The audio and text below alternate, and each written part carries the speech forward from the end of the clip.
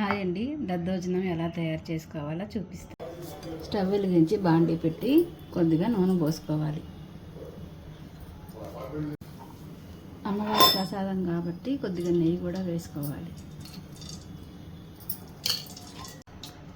ఇప్పుడు ఎండుమిరపకాయలు, కొంచెం మిరియాలు వేయాలి. తర్వాత కొద్దిగా తాలింపు గింజలు,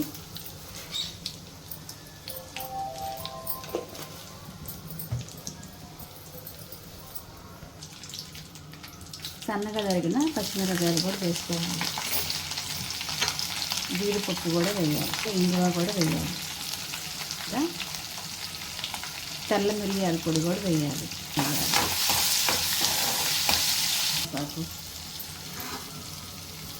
కొద్దిగా కరివేపాకు కూడా వేసి దోరగా వేయించుకోవాలి. బాగా వేగిపోయింది. ఇప్పుడు ఈ పెరుగన్నంలో కలుపుకోవాలి.